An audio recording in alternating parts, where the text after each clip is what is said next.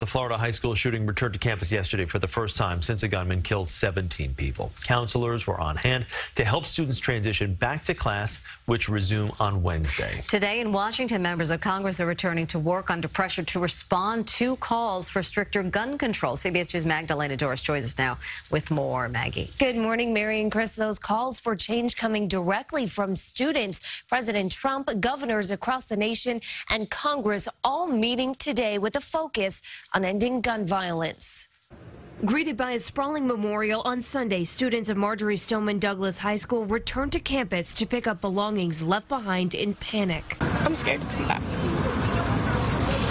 but I know through this our school will be safer. Today, Congress is back in session after a 10-day break. Following the governor's ball Sunday night, President Trump will be meeting with governors from across the nation, including New Jersey's Phil Murphy. We're going to have some very important meetings. We'll be talking about Parkland and the horrible event that took place last week. Florida Governor Rick Scott calling for further investigation as 74 state Republican lawmakers are asking Broward County Sheriff Scott Israel to resign. There are accusations that armed school resource officer Deputy Scott Peterson was not the only member of law enforcement that failed to enter the school. While this killer was inside the school, there was only one law enforcement person period, and that was former Deputy Scott Peterson. Today's talks among the president and governors will focus on making it more difficult for the wrong people to become armed.